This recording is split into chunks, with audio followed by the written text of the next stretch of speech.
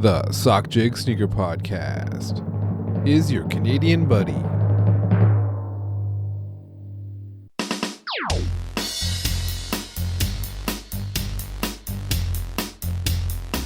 Welcome to the StockX Sneaker Podcast. I'm your host, StockX. You can follow me on Twitter at StockX and on Instagram as well. For this episode, I'm going to talk about some recent releases. I'm going to talk about some recent news as well too. I check in on the Tom Sachs challenges, how that's going for everyone. I talk about the Undefeated 4 release recap and how EQL or Equal was heavily involved. I talk about Awake 5 release recap where I have some thoughts about some conspiracy theories about that sneaker. And then I talk about what happened with this alleged scammer. I guess she's not alleged scammer if she's confessing that she's a scammer. Scammer selling friends and family links to the Awake 5s and then keeping that money and telling everyone to fuck off. So I discussed that by dissecting how all sneaker scams work, which I call the anatomy of a sneaker scam. Finally, I talk about the Twitter space that happened about this scandal and then my part in that Twitter space, if you heard about it or not, because I'm always open and honest to my audience, so I will talk about my part. And just a heads up, TLDR is that it's not going to be confrontational. I'm not going to start any drama or beefs if you're looking for that. I'm cool. I'm rational. I'm going to look at logic, and that's just how I approach things. So I will break it down from that lens. But before we start, I want to say thank you to everyone who bought the light blue StockX socks that sold out. Thank you very much. It really means a lot to me, truly means a lot to me that you show support to me, show support to the podcast by buying those socks. And then after that, I also did a restock of the Army green and orange socks that I had originally done in like 2023 to go along with the Undefeated 4s. And these are also sold out. And again, thank you so much if you bought those socks. These I had to release a different way. I had to release them early because of some pending US changes that are happening on August 29th. So those I had to release online, and it's been a little bit of a whirlwind trying to figure out what's going on with these changes. I use a shipping service, a Canadian shipping service, where they let you print off a USPS label and then you drop it off to them here in Canada. They take care of the exporting part of it and drive the packages across the border. And then they, drop it off at a US post office. And it really handles all the complicated part about shipping to the US for me and is an affordable solution. But of course, the US has changed their laws when it comes to tariffs and duties. And it's kind of unclear what's going to happen and where it all settles. So there might not be socks for a little bit until I figure it out, until the shipping companies figure it out. So that is why I had to drop those Army green socks early online. And there was even an incident one day where they said, we're canceling all US shipments within 4 hours. And I rushed. I was coming back from a mini vacation. I rushed to just shock drop a few online. And again, I can only do that because the community that supports me will buy those socks within that 1 hour window that I had. And so I rushed to package them. I got my family to help me for the first time ever and rushed to go drop it off before they closed. And in that 2 hour window where I was just rushing, they posted a clarification. I was like, technically, we're not closing all US services today, only some. And you have until August 27th to drop everything off. So it was a little bit of a false alarm, but that just kind of gives you an idea of just what it's been like trying to figure out all these changes and what's going on. So thank you again. Socks will come back. I'll probably have to raise the prices a little bit. I have to figure it out where everything settles in, where all the fees are. Once I have it figured out, I will give you more info, but hopefully more new socks soon. And I'm going to change up the logo and change it up. I've been meaning to change it up, but wanted to do this little last drive here for the late summer. So let's get on with the show. But first, what's been on feet lately and recent pickups. On feet lately, for most of the summer, I've been wearing the Off-White OG Presto without the zip tie, just getting a lot of wears out of those, going to the gym for short walks and stuff. Or I've been wearing the OG Spiridons, which are the by-the-door sneakers for me for this summer. I also went to a work trip to San Francisco recently, and for that, I usually don't try to repeat sneakers that I brought in the past. So this time I brought acronym Air Force One Lunar Force, which are kind of a forgotten sneaker at this point. And I also brought Air Max 1 Pata Orange with the waves, which I undead stocked. I hadn't worn those yet. And recently I went on a local road trip, and for that trip I just brought one pair of sneakers just for walking around. And so I brought the HAL Studios A6 1130, the OG versions of those. And that's a good walking around shoe. Maybe like a New Balance 990 V6 is probably a little bit of a better walking around shoe, but I only really have super colorful 990 V6, and so I just wanted to bring something more neutral. For pickups, I got no pickups. I've missed on everything. I've been missing on every single raffle lately. For the Nigel Jordan 1 lows, which I missed the raffle on Equal and Sneakers app, and they didn't even release in any Canadian stores. I don't think anyone got in Canada. I don't know if that was a late shipment thing or if it's just not releasing in Canada, but nowhere here, so not really available to me. I missed out on the Wake 5s. I missed out on the Adidas Jellyfish, but I assume that there's very limited pairs of those because they look like they're hard to make, especially with the fact that they've already lined up a down market version of it already. So I'm expecting those will be hard to hit. And I missed out on the Undefeated 4s, and that one hurt, especially when you kind of have the expectation that there'd be a lot of pairs and it would be easy enough to hit. And sure enough, there's a lot of people that did hit. And I'm just kind of like the SpongeBob meme where Squidward's looking down and everyone's celebrating and everyone complaining about lack of, shipping and all that kind of stuff. I'm up at the top like I didn't get anything. That's when you're grateful for the sneakers you do have. You're grateful for your family, and that's what you end up doing. And, there's a thing on NBA Twitter where when some fans start talking shit about a player and it's actually like true, and then the fans of that player or the fans of that team, say a player like Paul George or something, and they'll be like, Paul George is washed, he sucks, he can't do anything. And the Sixers fans will respond with like, you know what? Paul George is a family man. He's got 3 kids, and this is the person who you're talking shit about. And it's like a picture of Paul George and his 3 kids. And I don't even know if Paul George has 3 kids or is a family man, but that's just an example. If you have to bring out that Paul George is a family man, that's a sign that Paul George is washed. And that was basically me. And it was like, you know what? StockX didn't hit these 3 sneakers, but he is a respectable family man. He's an upstanding family man, And that's just confirmation that you're washed. And so there's nothing left for me to do but just accept this. I'll talk about this more when I do the release recaps of Awake and Undefeated 4s, but I don't think many international people hit on these drops unequal anyways. I don't think I had a real chance. I saw 0 winners in Canada, but there's still the sneakers drop, and I don't really have any hope in that. I never get early access to anything. A couple people did reach out to me to offer assistance with Undefeated 4s. Some were like a size that was too big. Size 13 wouldn't work for me in a Jordan 4. So I just respectfully said, thank you for the offer. I can't take a size 13. If it was a size 12, I would have taken it. Some people did reach out and offer and said, you know what, there's still a sneakers app and I already got my pair. And if I hit on that, I will give it to you and that kind of stuff. And I truly, truly appreciate those DMs and offers. And if it works out, it works out. All joking aside, I do have a lot of sneakers. I do hit on raffles often, and I do get access, friends and family access even sometimes, and sometimes I don't, and that's just part of the game. I'm looking at the resale price right now. It's like 400 plus fees for Undefeated. That's still too high for me. I haven't paid resale for anything in a long time. I will watch the price, but I don't think it's going to go down lower than 360, 350. Just because some people pay like $270 shipped for these. So when you add up the fees, it's like they're going to make $20 if it goes down to 360. And to me, the demand seems high enough where it should hover around 370, 380, but you never know. I'll keep an eye on it. But as I said, I'll talk more about Undefeated 4s and Awake 5s in the release recap later. For recent releases, I only really talk about sneakers that have released that I have something to say on. I don't try to do an exhaustive release calendar and my thoughts on every single shoe. If I have something interesting to say about it, I'll share it here. And so the first one is these Vans souvenirs that have come out, these based on a Chanel bag. I joked that they look like hobo leather.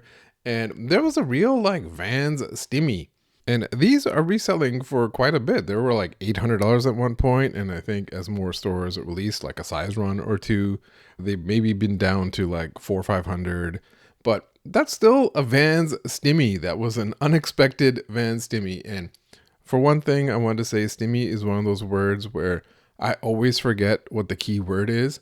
I always think it stands for stimulation. There's a Vans stimulation going on in the resale market, and that's totally wrong. And I really did have to look it up, and it's stimulus. And it's like, oh yeah, that's what it is. And after I said it here, I will immediately forget about it and go back to calling it a stimulation. So this is a good shoe. It's good to see Vans putting interesting sneakers out there. They've been doing that a lot more. It's, it's not a shoe for me. I don't dress like this, but I still think it's a good shoe.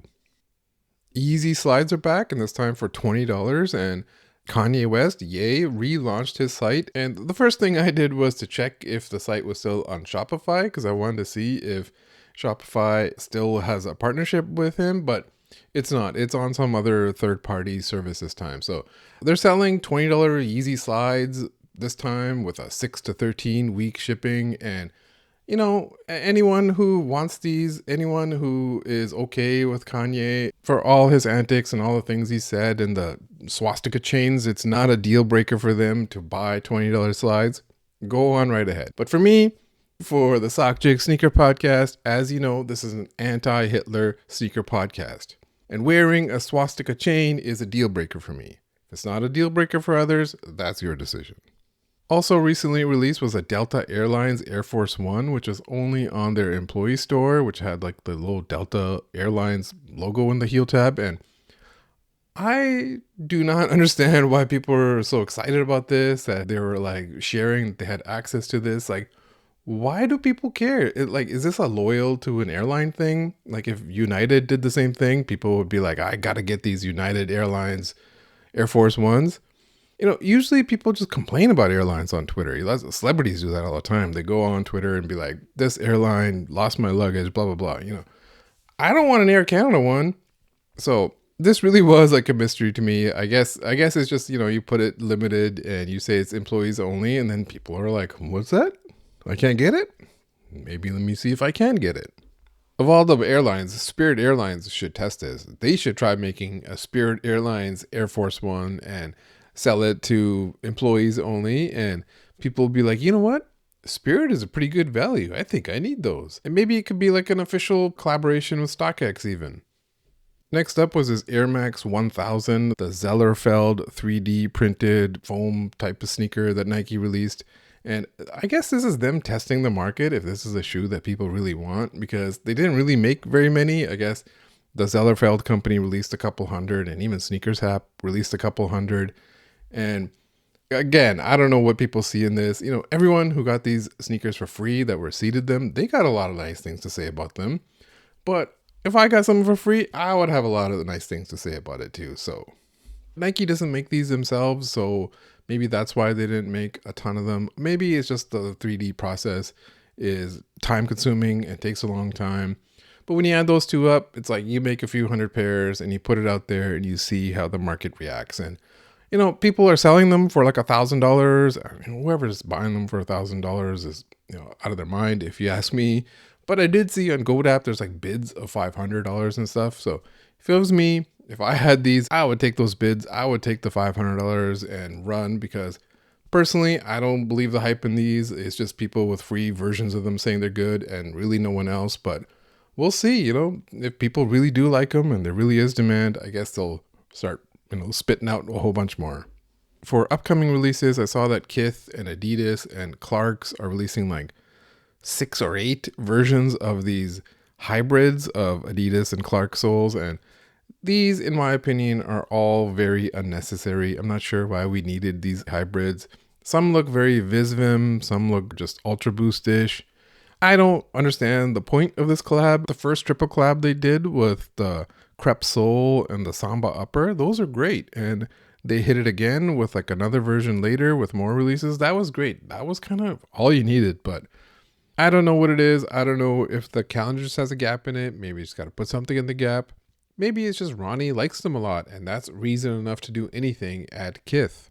On the contrary, is this Yu-Gi-Oh! Nike Air Max 95 collab that's coming out. And this is more of the dot swoosh video game references. And in this case, they actually got a license for Yu-Gi-Oh!, which they didn't for the Donkey Kong and the GoldenEye and Lara Croft sneakers.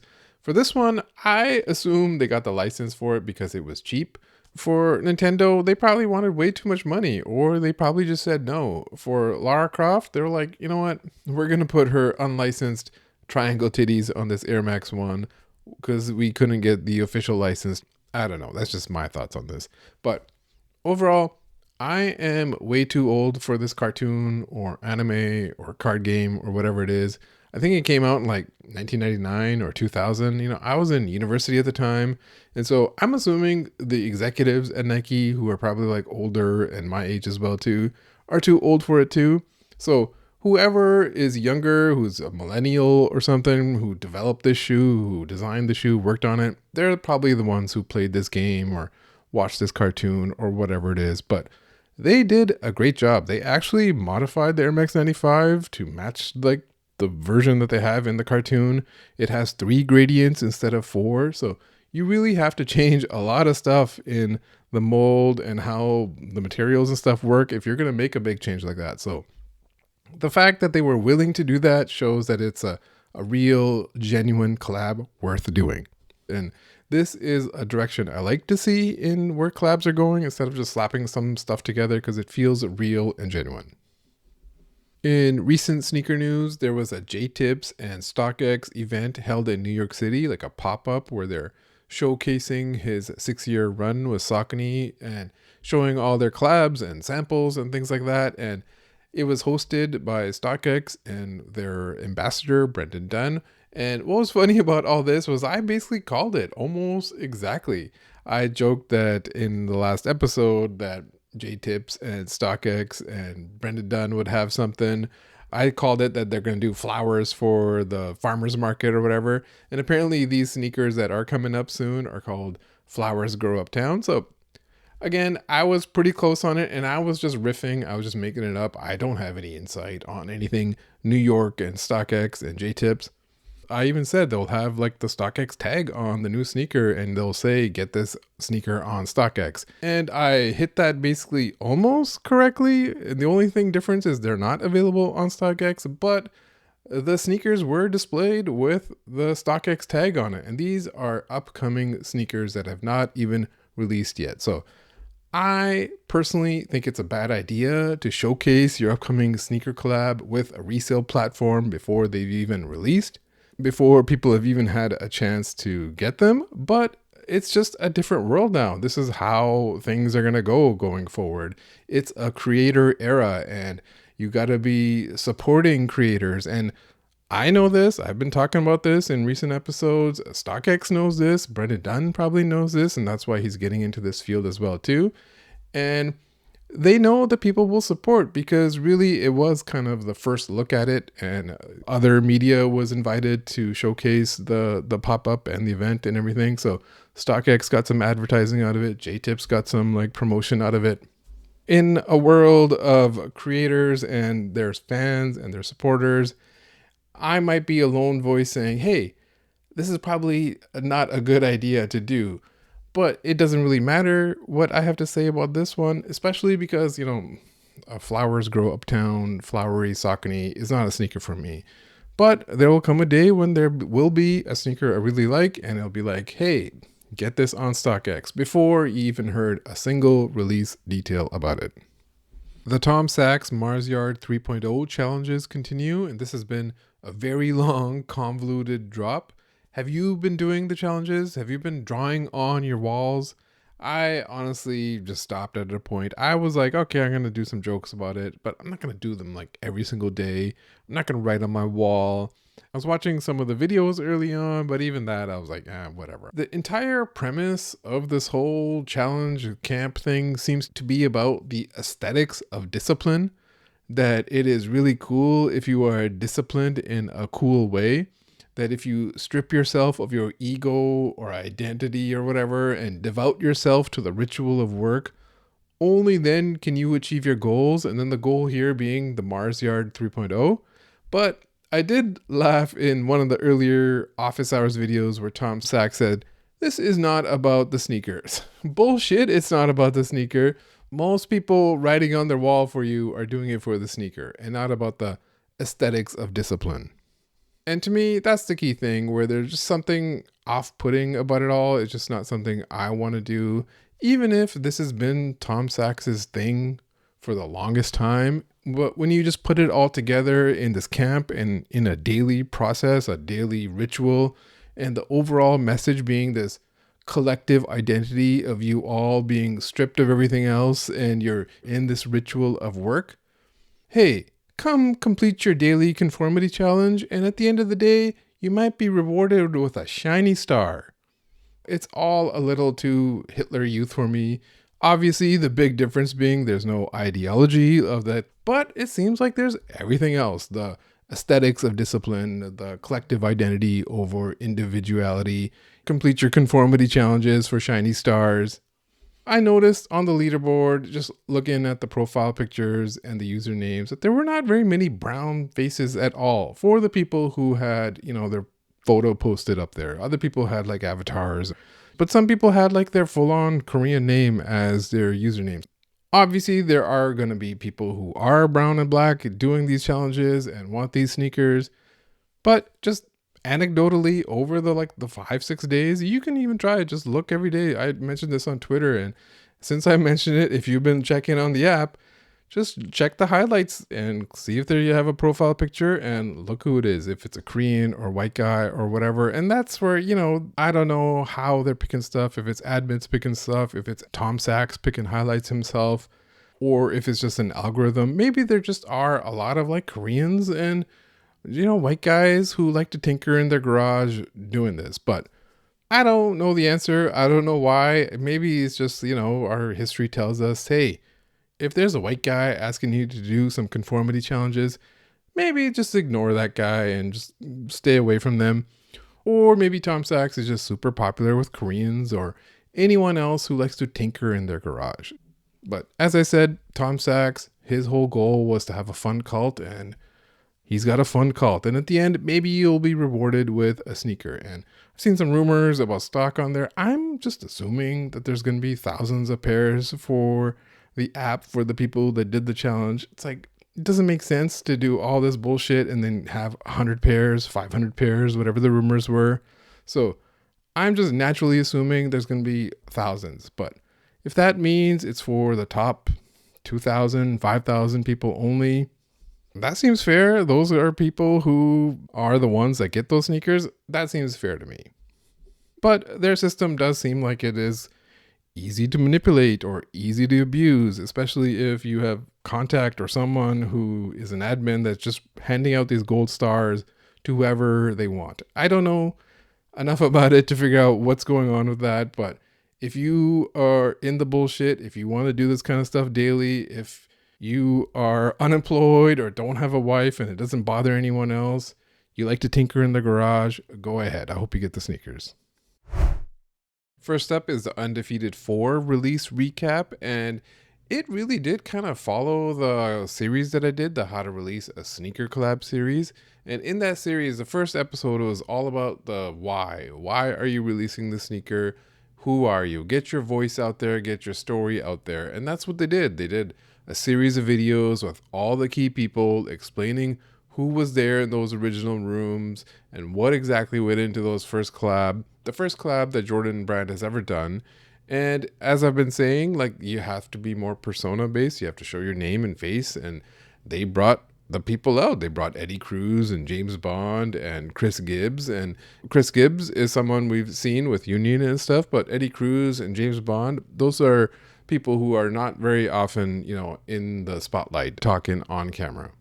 And they told us, this is the 20th anniversary and we are the ones who were there who originally got this all together. And they told a lot of tidbits and stuff that I didn't personally know. Like the first sample that they did was based on a BlackBerry, and that ended up becoming the Eminem 4 apparently.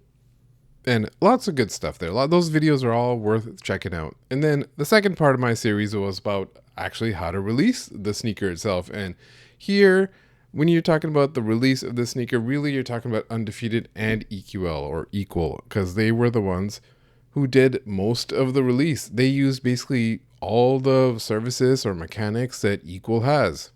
I saw some people posting friends and family Undefeated checkouts that they had, and we'll talk more about friends and family checkouts with Equal in the Awake segment later. They also did that thing in Chicago where it was like a geo-fenced shock drop type of thing where you had to scan a code or whatever, rewarding the in-person stuff. And then they had the in-store specific raffles and the global raffle, of course. And for the in-store raffle, it was basically you fill out a form online and not really like a big long line where you had to register in store. And, I was thinking about this as they could have made it where you had to enter in store and you would have seen these huge lines and it would have been like a lot of media and the news generated from that. But overall, it probably wouldn't have been a pleasant experience, even if the line is moving pretty quickly.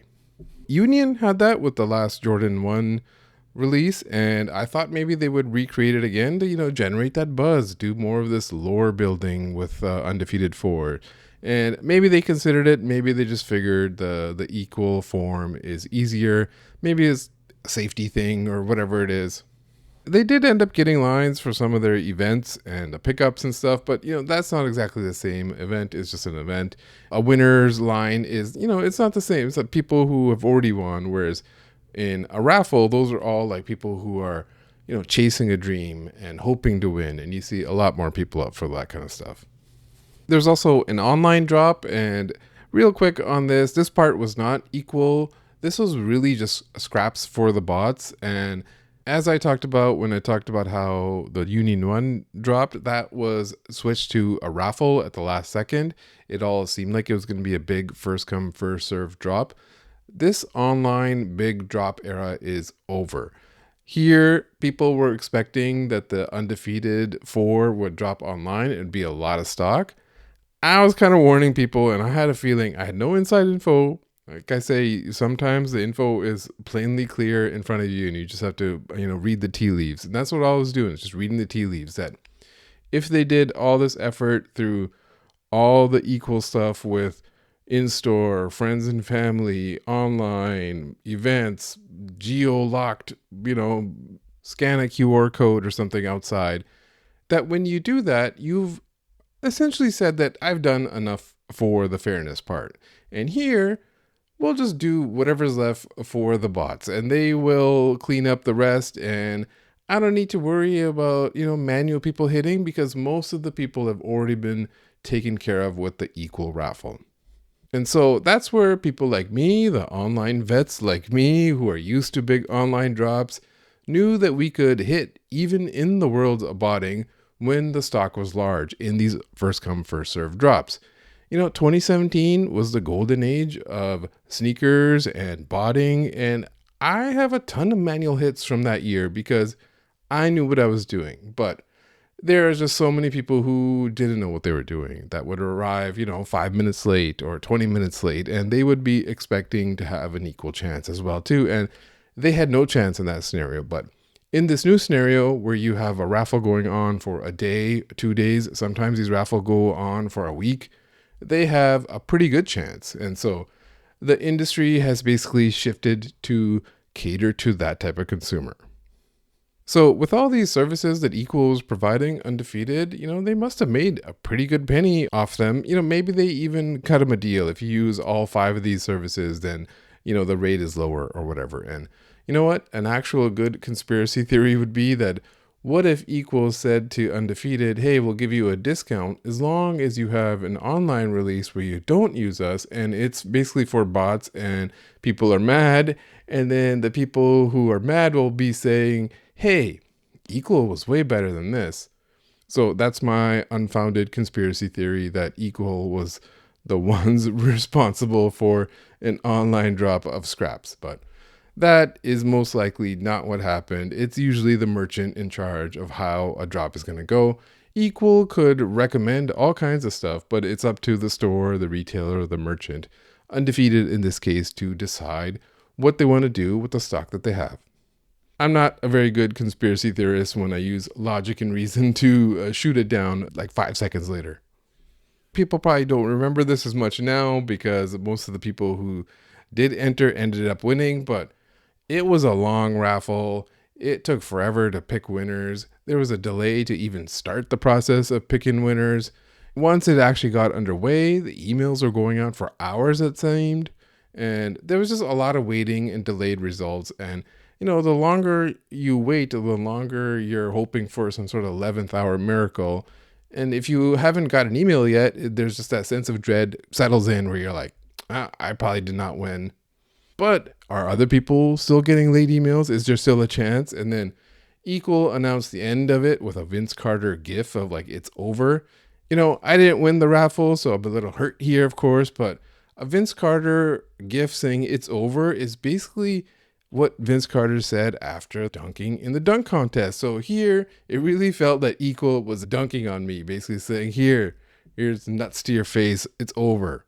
And I've talked about how Equal uses social media in the past, so I won't rehash it. But overall, I've said a voice and tone strategy for a brand is important.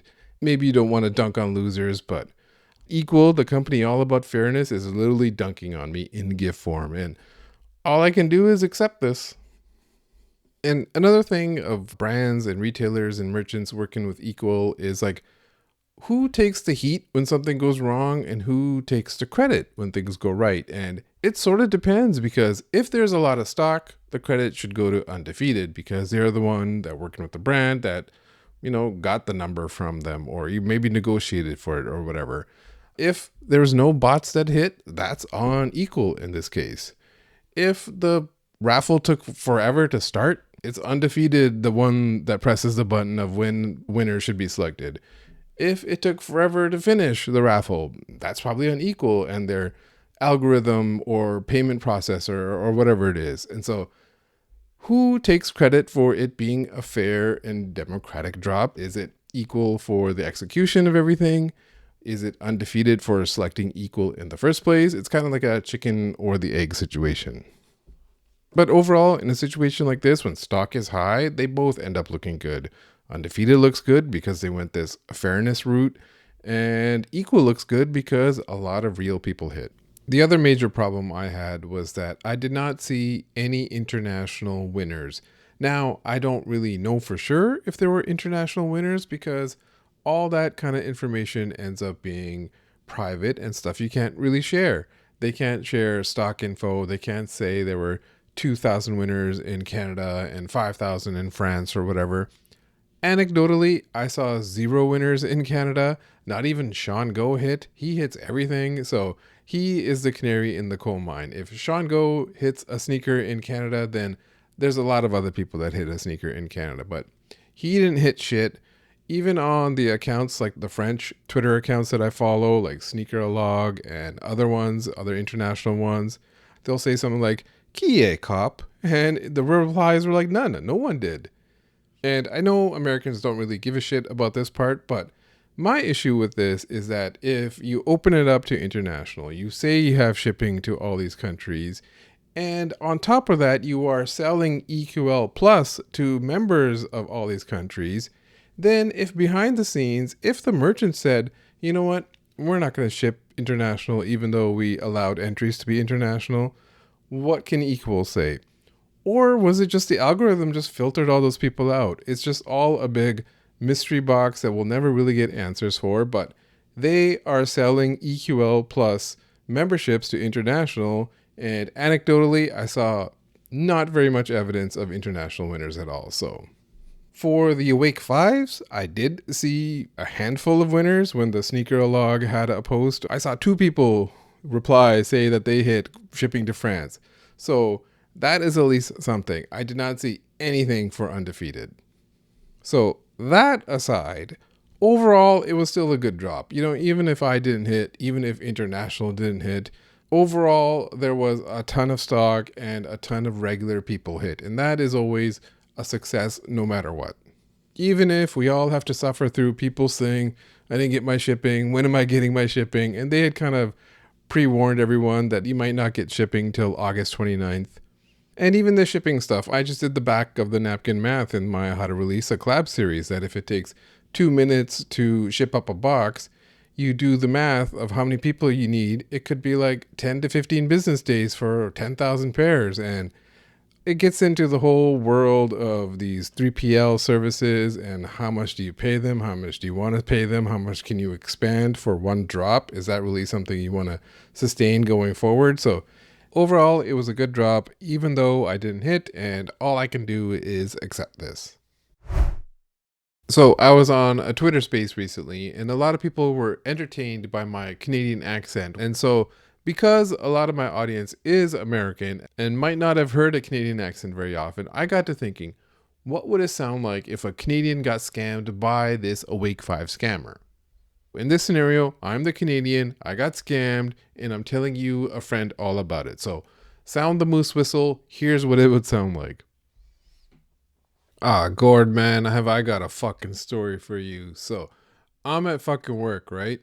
And I'm just dog fucking on the fucking job site, because my boss, man, he's been busting my balls lately. So I'm just dog fucking on this site and I'm checking on Twitter, right? And my buddy, he tells me, hey, this lady here, she's selling friends and family links for those fucking pink Jordans you wanted, right? And I said, really, eh? Shit, I've been wanting to wear those for a night out at Cactus Club, So I message this lady, and I ask her, hey, do you ship to Saskatoon? And she tells me, hey, bud, I don't know what the fuck Saskatoon is, but it'll be $150 and I'll get an email later. And I'm thinking, fuck, should I do this, Saskatoon has never seen a pink Jordan like this, right? When we're in that Cactus Club late at night and that Spirit of the West kicks in, fuck, they're not going to know what's hit them. So I said, all right, fuck. I send her the money. It comes out to like 220 Canadian after fees and shit, And then not 20 minutes later, everyone on this Twitter app is telling me that she's a scammer and I got scammed. And I'm like, oh, fuck me. I mean, Jesus fucking Christ. Everyone's saying, go call PayPal. And I call them and they said they can't process a refund. I said, why can't you process a fucking refund? Said I did friends and family. I'm like, fuck. So I'm talking to this guy. I'm like, bud, I got scammed by this big titty scammer, bro. She's out here talking shit about how she's scamming people. And the guy tells me, what can I do? I can't process it. And so now I'm out $225. I can't go to Cactus Club. I got to go fucking to Boston Pizza or some shit. It's been a fucking shitty ass day, man. But how are things with you, Gord? Okay, that was a lot of fun for me. That's basically how everyone in my hometown talks. So I'll talk about the Wake 5 release a little bit. I won't do a full detailed release recap. I'll talk more about the scamming that happened. But there were some conspiracy theory stuff that came out about this release. And the first one was about how there's 7,000 pairs numbered, but they're not incrementally numbered. They all just say one of 7,000. And that is probably to save on cost, because if you've already done a lot, if you've changed the sidewall, if you've done better quality tumbled leather and all that kind of stuff, then individually numbering all those sneakers probably added to cost as well too. But it also makes it easier to make more than 7,000 then, because every pair is essentially the same. And we do know that there are more than 7,000 because people who were sent promo pairs didn't have any numbering on it. So how many of those pairs are out there? A few hundred, thousands more? I don't know. Who really knows? And we'll never really find out. But when you have the situation like this, that's when conspiracy theories start, that you could have way more than 7,000. You could have double the amount and you could just backdoor them all. And there's no one anyone can say or do to prove that conspiracy theory wrong. It's 2025. I'm not really the type who gets upset about backdooring anymore. It's essentially a part of doing business. In the Angelo Bacche interview that he did with Complex, even that, he's out there, his name and face out there selling the brand and with the help of Complex. But in that interview, he said, this is a shoe for New York. And right when he said that, I knew exactly what was going to happen. I knew exactly what he meant. He's saying this is for the people in New York. A lot of people in New York will get this sneaker, but the streets will also get this sneaker. You can't say this Jordan is for New York and not give it to the street hustlers, the resellers, the Soul Street types of resellers there are in New York. And already there's photos out there of people with a room full of pink fives and all that kind of stuff. So that's just a part of doing business, I guess, with limited releases. But sometimes I see tweets like saying like Nike's actually watching releases really close. And I just think, really? Like, how does that work? Is there like a guy in a black suit and sunglasses and like a plain face standing at the door of the warehouse 24/7? Or is it like a nerd chasing everyone like, excuse me, sir, where's that sneaker going, sir? Sir! If this is true, that there's a man in black at the door or a computer nerd chasing someone down with a spreadsheet, then conceivably a retailer could backdoor through their friends and family list. Just add all the resellers and their families and all these names of people that you have, all the bodies as they call, people who line up for a reseller, to the whitelist and get them to check out. But honestly, that all just sounds way too convoluted. It just sounds to me like we just got some old-fashioned backdooring going on. That's just how it's always been. That's probably what happened here, and that's probably what will happen in future releases as well. So next up, I'll talk about the actual scam that happened with the Awake 5s. So you know how there's 3 parts of a magic trick. There's the pledge, where the magician presents like something ordinary, the turn where they, change something up and saw the lady in half or whatever. And then the prestige where they bring it all back together and everything is back to normal. So just like how a magic trick has 3 general parts, a scam generally has similar parts. There's like 3 or 4 parts of a scam. And a sneaker scam specifically has a certain anatomy. And that's what I'm going to do here. I'm going to walk through the anatomy of a sneaker scam using this Awake 5 link seller scammer whole thing that went down. And so the 4 parts of a sneaker scam are the setup, the bait, the hook, and the aftermath. The first part of the scam is called the setup. And this is the initial groundwork, the market conditions that have created the vulnerabilities and a desire in a community where a scammer can take advantage. For sneakers specifically, it's people want a sneaker, want a limited sneaker, limited to 7,000 pairs. And there are people out there that are friends and family, and they are flexing that they got checkouts for friends and family, and maybe I can get access to that friends and family if I just message this person who was tagged in a tweet about it. And so somehow this scammer had access to a friends and family link. And when Awake was asked for a statement by Nice Kicks, they said, quote, "We don't have any connection to Yassine Daily," that's the alleged scammer, "nor does anyone else on our team. Nobody who works at Awake New York shared the link with this person," end quote. And so I'm being very specific when I say someone who had access to those friends and family links sent it to this alleged scammer.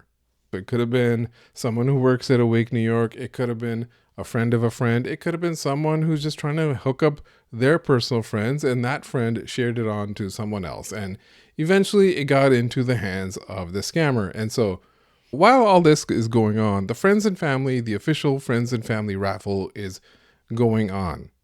And how I kind of understood it is that they were given codes and they were whitelisted. And so if you got an email and you got a code, you would be entered into this raffle. And if you were whitelisted, you were basically guaranteed to hit. Say a merchant has 100 pairs for friends and family, and there are 100 emails that they want to give out. This assumes it's 1 per person and that the platform, the EQL platform, could handle this 1 per person limit. So you send out 100 emails and they all got individual codes and they all check out. Or maybe, when you send out those emails, not everyone wants a friends and family shoe. They don't like green or whatever it is, or they already got it from some other way. Or it just went to spam and they didn't check out because they didn't see it. So to account for this, maybe there's only 80 pairs available for friends and family, but 100 emails are sent out, because they know that at least 10 or 15 of them won't check out at all. So I don't know if this is the part that was exploited. I don't know if it was as simple as 1 code was shared and entered multiple times. But whatever it is, in this scenario, in the legit friends and family scenario where you are on the whitelist, you have like a 90% chance of checking out the sneaker. So those are pretty good odds compared to the public raffle, which is, 0.02 or whatever it is. So if someone, not exactly friends and family, but had access to this friends and family link, like the scammer did, was able to figure out a way where multiple people could submit with that entry. And because Equal is a raffle system, it's not a checkout system like Shopify is. It's a raffle system built on top of e-commerce solutions like Shopify. She figured out that multiple people can start entering with the same codes or same links or whatever it is. And so whatever that loophole is, she figured it out. At this point, it's more like a jig than it is a scam, because if you are still getting legit entered into a raffle, the person could still say, hey, I'm not guaranteeing anything at this point. You're still getting an email from it, but I'm getting ahead of myself. So all you need to know is EQL had a friends and family raffle that had some sort of loophole that allowed multiple friends and family entries. At the same time, there's people out there flexing friends and family early checkouts, people who are legit on the whitelist, creating a certain sense of FOMO because these are limited to 7,000 pairs for the pink, for example. Before I go on, I will say that it's interesting to me that Equal, a company that brands themselves as like the most fair solution to fans, to consumers, that we are the fairness company, also at the same time does friends and family links, which could be potentially exploited as we're talking about here.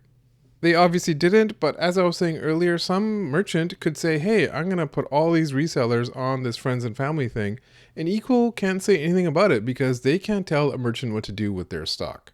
So I think it creates an interesting scenario where there's like two diametrically opposed opinions, where if you portray yourself as the most fair solution, but at the same time, you are at the mercy of your merchants, because what a merchant wants to do, you can't stop them. This is interesting because this is why platforms usually are agnostic. They just say the merchant can do whatever they want and they don't have an opinion. They don't brand themselves as the fairness company. But that's, the cost of doing business. You have to attract merchants to want to use your solution. And a merchant could say to you, we need to take care of our friends and families. Can you do that for us? And of course, Equal's going to say, yeah, we can do that for you. So Equal needs the retailers. The whole thing doesn't work without it. And so the second part of this anatomy of a sneaker scam is the bait. And the bait in this case ended up being a tweet by a producer called Jit the Beast. And he had a tweet and he tagged the scammer and basically thanked her. And in the replies, he had like the checkout email confirmation. So he had proof that he got email checkout from it. And then there was a reply from Sneaker Phetish saying, she's solid, bro. Glad you tapped in with her, end quote. And obviously, I will get to that later when I talk about the Twitter Spaces part. In this case, this was like the perfect bait where you had a known producer guy, Jit the Beast, directly tag the person who has a link. So in this scenario, the public just thinks this is a person who has links, who maybe works at Awake. And, if you message her, you can maybe get in on that friends and family raffle. And from what I understand, Jit the Beast is someone who was able to probably get those early codes that were legit that this scammer had, and is not involved in the scam, like knowingly involved. It seemed like he has some tweets out there saying that, he sent refunds, some money did go through him. All of that, it's up for you to decide. Go check his Twitter and read his tweets. And that leads to the third part of a sneaker scam called the hook. The hook is where the scammer convinces you to send them money. And in this case, they probably didn't have to work that hard to convince you in the first place, because a lot of the marketing conditions have already been set. There's already been bait set out. There's already tweets out there by known people and replies to those tweets. And then there's people who may have found out that someone is selling links and then is recommended to other people. And so all of a sudden, all these people are DMing this scammer, asking for the link, asking for where can I send this money to. That's the part where it's a little unique in sneakers, where the scammer just needs to do most of the work in the bait and the setup, whereas the hook, people will just send you money because they're so worried about FOMO of missing out on this sneaker. And like I said, at this point, this person could still be someone just doing a jig and not exactly a full-on scammer yet. She would basically say, yeah, send me $150, $175 in your email and you'll get a link later.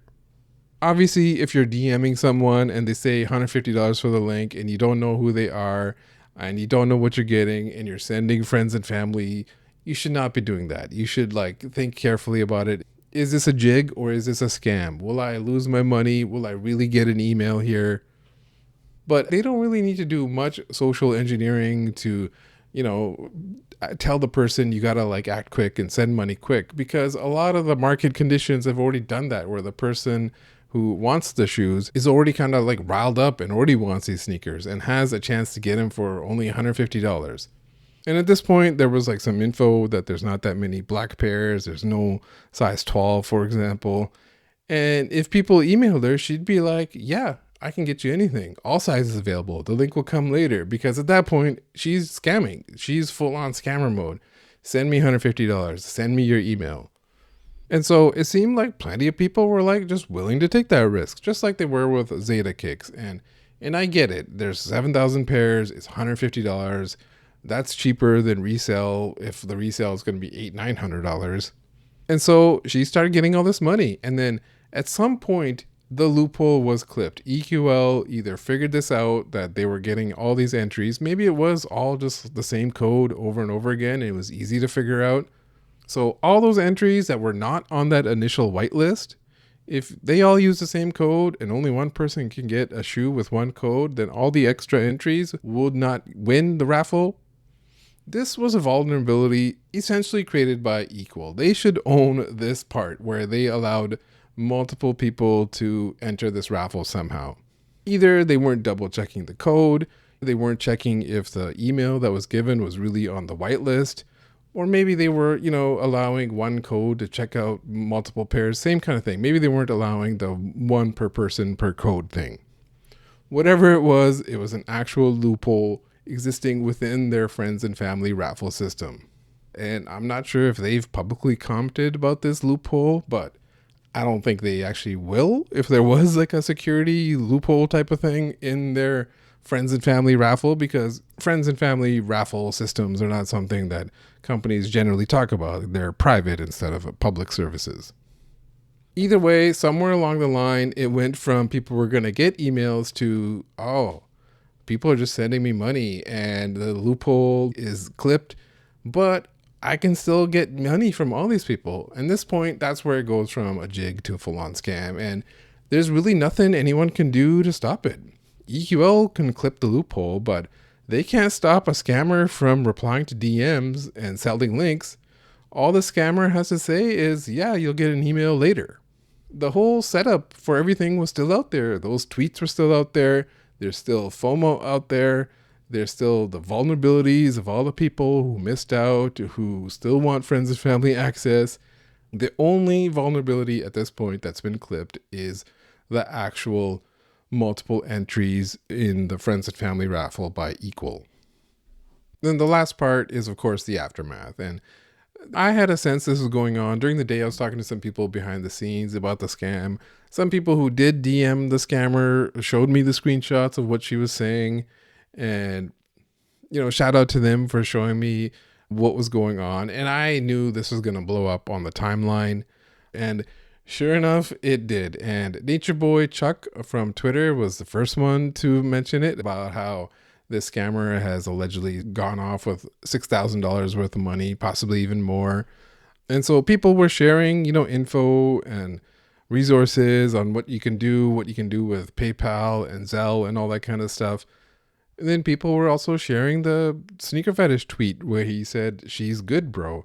And he said, I'm going to be back online soon and I'll start a Twitter space about it. So I'll get to the Twitter space pretty soon.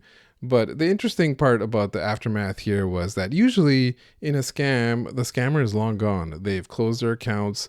They're unreachable. You can't get your money back.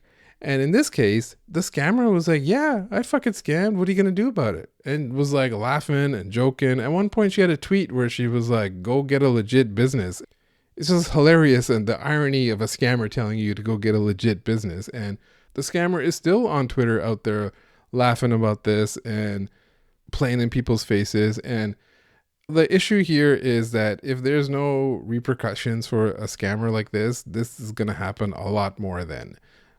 if you can get away with scamming and the victims just like tweet at you, that's all it is, we're going to see a lot more of it, especially if all the market conditions for a limited release start happening again as the sneaker cycle comes back into like a golden age, as some have said about this year. Finally, I'm going to recap what happened in the Twitter space about this whole Awake 5 scammer. The Twitter space was put on by sneaker fetish Kari, and he's someone I mentioned earlier where he had a reply mentioning her to Jit the Beast. And in this Twitter space, I basically confronted Kari with a question, and others essentially took an issue with me, and it got a bit heated. But this is like a week later. I've gone on a mini vacation since then. Everything has kind of cooled down a bit. And so I'm going to try and give a fair and objective recap of what happened. As objective as I can possibly be, because obviously I was involved in a little bit in this little spat. And so, of course, going to be a little bit biased here. But I will say, for anyone who's looking for me to be escalating things and taking more shots, that's just not me. I understand that might be more entertaining and would actually work in podcasts. I understand that drama and stuff works better in Twitter spaces than the kumbaya stuff. But again, that's not me. I really don't set out to do this kind of stuff on purpose. So as a part of this, I spoke to Kari and I told him that what I'm doing on the show, that I'm going to talk about it, that I'm going to have to talk about what happened because people want to know. My audience wants to know from me what happened with it. I just can't ignore it. And so I asked him if he wanted to make a statement or anything, and he was gracious enough to send over a statement, which I'll include at the end of this. But overall, like a mini TLDR before I start, this is kind of about communication and about how you perceive how others communicate online and whether anyone can really do anything about that to change how others communicate online. For the record, I don't have an issue with Kari. I'm not looking to go to war with him. Even if there's people messaging me that, yeah, you should press him more often, I'm not going to do that. I have openly shared on this show that I'm trying to learn and grow from past beefs and move past it and move on. I'm not trying to undo all that and get back into some sort of sneaker show off or something. Because I can't change how Kari communicates online. I don't even know how I would go about to do that. Really, there are many times where I agree with Kari's takes on things. Recently there's been some conversations about online sneaker community versus the offline, in-person, in-event type of community. And, basically saying the online stuff is worthless and in-person is where it's at. And he's pushed back on that. And I very much agree with him on that take. Other times we don't agree on things. That happens. That's happened with the equal stuff that happened in the previous episode. And obviously, if it's just a sneaker take, I don't even think about it. I just scroll past. And if it's entertaining, I'll be entertained. If it's not, I just keep scrolling. Because if it's a sneaker opinion, it doesn't really matter. But as I've talked about in past episodes, I respect when he has an opinion. And I also respect that he's very clear in his opinion. Too many times I see people talking in this influencer voice in big generalities because they don't want to be specific, because they don't want to, risk their look or whatever. But they end up speaking like the architect guy in the Matrix sequels. And there's all kinds of posts where I don't understand at all. It's like, the sneaker market is fragmenting vis-a-vis the rise of water parks. And I'm just like, what? What the hell does that mean? So, okay, I'm getting sidetracked here, but as I was saying, here, the case was a little bit different because this involved a scammer. That changes everything. A lot of people got scammed. So after it came out that this person is scamming, she has no intention of sending any emails anymore. She's just going to keep all that money. She's got $6,000 or more of people's money. And then people were, taking screenshots of Kari's reply where he said she's good bro to Jit the Beast. And it seemingly looked like he was endorsing a scammer. And Kari didn't delete it or didn't mention anything about it. And then as he kind of said, he's out and he'll have a Twitter space soon. And I was like, oh, good. I actually, have time for once to join one of these Twitter spaces. Oftentimes they're at 5 p.m. Pacific. And so I just don't have time at that moment. I'm usually, going to the gym or helping get dinner sorted or whatever. But that day I had some time. I was even home alone for the first part. And so I thought, oh, great. We'll get to hear his side about seemingly endorsing a scammer. And during this whole time, the one thing that did not change at all was that he unknowingly endorsed someone who ended up being a scammer. He would not knowingly do that. I know that he would not do that. I know no normal person in the community would do that. But in my opinion, I did think that his reply did at least help the setup to the scam that I talked about. In that people checked out that tweet by JaeTips, they saw the reply from Kari, and that he is a known person in the community saying she's good, bro. And, there's room there for a mix up and stuff. And so I assumed that that's what the space would be, to clear up the mix up here. That he was probably just, whatever interactions they had in the past was endorsing that part.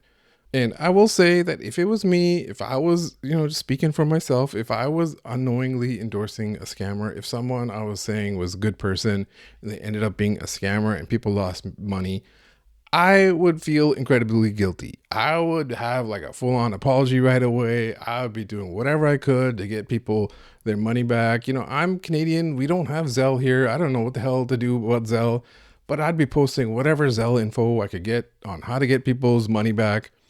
But I think like me, and other people do not think like me sometimes. So that was my kind of expectations going in. And then when the Twitter space started, Kari explained his past with this person and talked about how this person is like a known person in New York and has a lot of mutuals and things like that.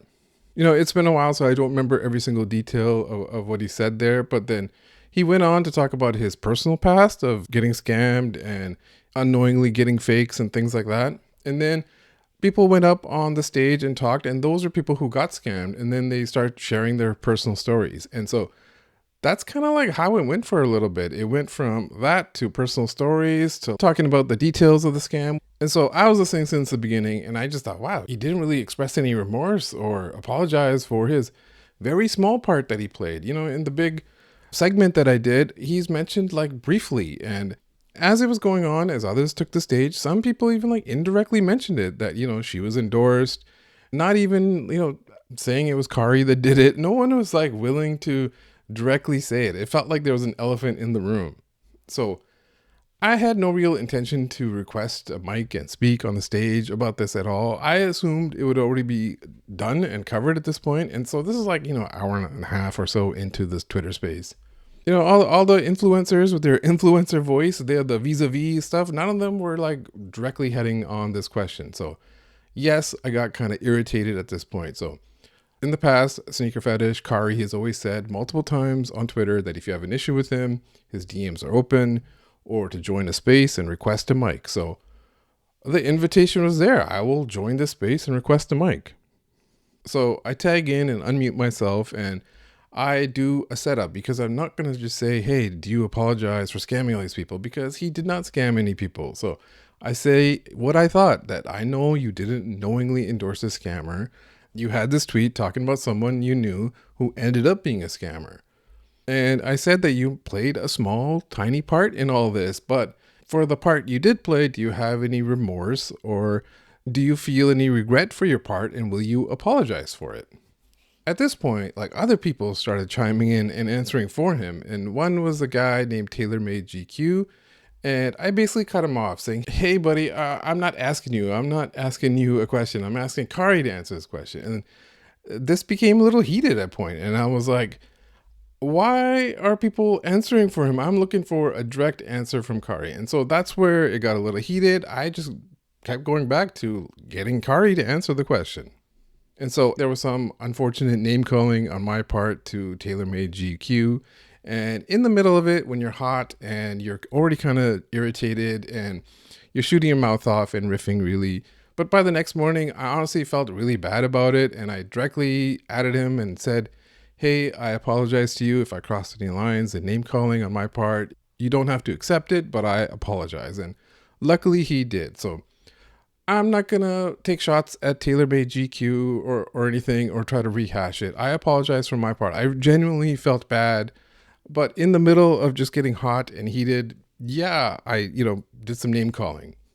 But I was insistent. I was like, let's hear it from Kari. And at first he seemed kind of reluctant to answer. He said something like, you said it. I didn't knowingly endorse a scammer. And I just circled back. I was like, I don't want to hear it from my words. I want to hear it from your words. And then he brought up issues that we've had in the past. And again, I kind of like just circled around that and went back to the question. And there was some moments of pin drop silence. And then, I was really just surprised about the whole thing. I thought it was a layup question, honestly.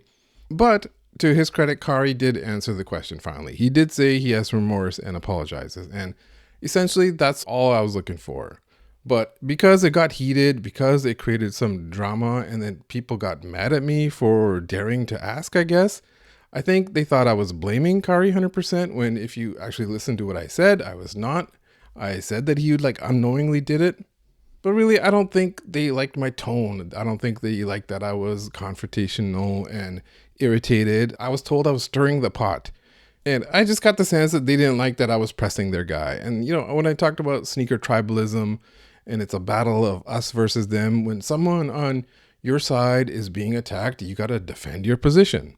But after that, my family had actually walked in and heard like the last little bit, and they were just like standing there like, what the hell's going on? Why is there like dad talking in loud voices over here? And so I said that I got to go pretty soon. I got off the stage and I said, people are going to start like talking shit about me. Sure enough, people did start talking shit about me. People I know and people I've supported in the past. Toon Grimy, I've always supported in the past, and whose clothing I've purchased called me lame.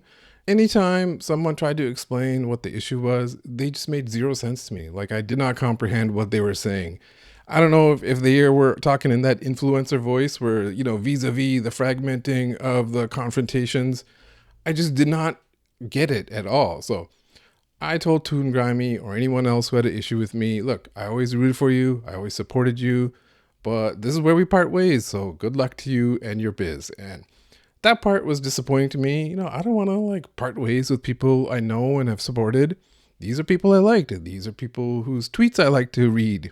And now I got to go donate my Toon Grimy t-shirt. And there's going to be a homeless guy wearing a t-shirt that says Grimy Collective on it. And someone's going to walk by and be like, fuck, is that a homeless guy wearing a shirt that says he's grimy? But this is just the situation we're in, I guess. But right before I was about to leave, I did hear Lil Aioli take the stage, and she's on Twitter. Her @ is Lil Aioli, and she's a known New York fashion person, works in the industry. And she basically backed up what I said, that people were messaging her if this link seller was legit, and they asked her, they saw the reply from Sneaker Phetish, and she said, that gave it some credibility. So there, basically everything I said was backed up, that there was some credibility given when someone known in the community seemingly endorsed a scammer. But right after that, I left. I had to go have dinner with my family. They were waiting. They were scared. They were confused. And when you have to explain some sneaker stuff, sometimes it just sounds so dumb when you say it out loud. And that was my first clue. Okay, I gotta like calm down here. And eventually I did cool off. Being with the family and having a nice dinner will cool you off. And so much later, I rejoined the Twitter space when I got a heads up that the scammer has been given the stage and is going to talk. And so I was like, okay, I got to hear this. And honestly, I couldn't believe that everyone was kicked off, so she couldn't be confronted or anything. But I guess that's what she negotiated as a scammer or whatever to take the stage. And she went on there, as I said, she basically said, fuck all y'all. No one's getting any money back. It's too much work. It's your fault for sending it. And then again, at this point, someone started like replying to me that, hey, it's so lame that you're in this space again after you said you're going to leave. And I'm just thinking here, like, I left to go have dinner with my family and I'm being called corny for joining a Twitter space by some guy who looks like the white version of my friend Lex. And I'm like, who is this? I've never talked to White Lex ever before. And he's all of a sudden mad at me for rejoining a space. Like, what is going on here? Like, that's what I said. A lot of things just did not make sense to me. And replies like that still do not make sense to me. Unless it's just like sneaker tribalism or whatever it is. But after that, I left for good. And Nice Kicks had a recap of it all the next day with someone recording all the stuff. I was at one point accused of recording the whole Twitter space. And then the person who accused me of recording the Twitter space was actually recording the Twitter space. That's what I mean. Some shit just does not make any sense to me. And the Nice Kicks recap, I don't understand why they put my logo, my name over the scammer's face. Like, I got nothing to do with her. That's some bullshit right there. She's probably like looking at this like, what the hell is this? Who's this guy? And then later on, very late that night, I heard that at the very end of the whole Twitter space, the 4-hour Twitter space, that Kari had a very long and thoughtful remarks about the whole thing and apologized for his small part in all this. And I didn't hear that part myself, but at that point I was like, that's great that he did that. That's what I was looking for. And in my mind, this is all over after that. You did not see any like subtweets and like angry tweets or anything from me after that, because that's what I was basically looking for from the very beginning. So I don't know if, the sneaker tribalists are still going to come after me. I don't know if Kari is still genuinely mad at me. From the talks that we had, it doesn't seem like it, but I don't know if it'll be brought up again. I genuinely was asking a question that no one else would do. Everyone else was dancing around. Everyone else was using their influencer voice, vis-a-vis the fragmenting of the scamming and shit like that I just did not understand. So I was like, let me ask directly. And like, who's going to do that? No one's going to do that. The influencers with their influencer voice, they're not going to do that. Let the sock man, he said he's not in it for brand deals. He can do it. But what I can't do is change how others communicate online. I can't change anything about how Kari communicates online.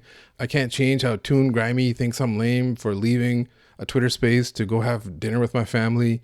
I can't change White Lex, a person I've never talked to ever before, calling me corny. I can't change any of that, so I'm not going to try. And as I said in the beginning, I really do believe in an online sneaker community, that you can produce good work, that you can produce real community out of it. And when this kind of shit happens, it's like maybe the offline people were a little bit right.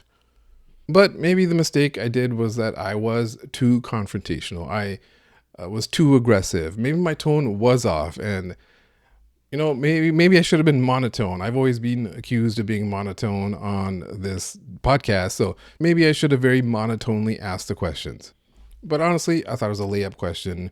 And, influencers are basically mini politicians these days, and any politician should be able to answer a layup question. And Kari did eventually answer it. So that's that. I hope that covers it. I hope, I tried to be as fair and objective as possible. Again, I'm going to say I'm not looking for a war. I'm trying to stay away from wars and beefs and stuff like that. I reached out to Kari and I told him I was going to be doing this and asked if he wanted to make a statement. And he sent over a pretty lengthy statement, and I really appreciate that he took the time to do that. I know it takes a long time to write something like that. I was honestly just expecting something short. Because it is pretty long, I'm not going to read it out loud myself. I don't want to add some inflection or do something wrong. So I sent it to this AI speaker that is included in my recording software. So here's the statement from Kari about this whole thing. He said he's not going to make any other statements, so I guess this is an exclusive. So here it is by an AI voice, but Kari's words. Hello, listeners of the StockX Sneaker Podcast. Kari here. Firstly, thank you for lending me your ear to speak on a few things. Regardless of why you're listening, the fact you are means a lot to me, and I appreciate that. I owe you all a sincere apology. As someone who is known by my peers to play small, I tend not to believe that my voice carries the way it does. That a cosign, and I use that term loosely, carries enough weight to influence the decisions of others, no matter if it's even one person's decisions. That is enough to take what I say, the context it is said in, and the potential ramifications of those words very seriously. I know we had our Twitter space and much was said, including an initial apology. However, I felt you all deserved a more intimate statement and explanation. I was not, in any shape or form, involved with the nefarious activities surrounding the Awake Jordan 5 links. I was not in cahoots, part of the scam, nor did I benefit or profit in any way whatsoever from the actions of the woman who took the money. I want to make that abundantly clear, as I know some of you have wondered if I was. To drive this point home, I mentioned in the space that due to the one deal I attempted to broker for a friend of mine that also had their money taken, I repaid that money back out of my own pocket, as I did encourage that person to partake. I owe that person a personal apology and have issued that along with their refund. Concerning my cosign or vouching of the young lady, I understand that my saying she was solid was enough of a cosign, and while this may have been taken slightly out of context, I understand this could still have been seen as enough of a cosign to partake. My mention of her being solid was in response to the transaction that had already taken place for Jit the Beast. That was solid of her to do that for you. And when she asked me about friends of mine and if they were trustworthy people, I said I vouch for them 100%, meaning vouching for my friends being trustworthy, not her. Regardless, I could have chosen my words much better, or better yet, not even responded to that tweet at all. I understand this made her seem trustworthy enough to send money to her, despite me never telling the timeline to go spend your money with her. For that, I regretfully apologize. I have gone on record many times, since I was a moderator in the Soul Food community group, to be mindful of your online transactions and to only send money if you're familiar with the buyer.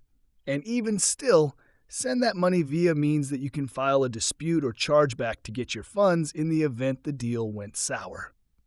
I would never encourage anyone to send Cash App or Apple Pay payments to a complete stranger in pursuit of these sneakers, and did not encourage anyone to send payments in that way. I will continue to champion this as we move forward. I will be seeking ways to tangibly express my gratitude to you all and my regret for what has occurred. More to come on that. Thankfully, I have heard from a number of you that you have received your money back, and I hope the rest of you get every penny back of your money. I look forward to continuing doing what I love most, telling the stories that matter in this culture. If any of you would like to speak with me directly, my DMs are open everywhere. See you on the timeline. Once again, thank you to Sneaker Phetish Kari for sending that over. That was very detailed and much more than I expected. I was just kind of expecting a short little statement, and he gave a full detailed version, which I think is what he did on the Twitter space as well too. And hopefully this is a learning experience for everyone involved and for myself as well too. I want to learn and grow. I don't want to go back. I don't want to reignite stuff that's already been settled. And so I'm glad this is settled. I hope it's settled. If I offended people with my tone and my Canadian accent, I apologize for that part. I don't know if they'll ever even hear this part, but at least it's on the record. So thank you all for listening. Thank you again for buying and supporting me with the socks. And I'll see you next time. And as always, please go fuck yourself.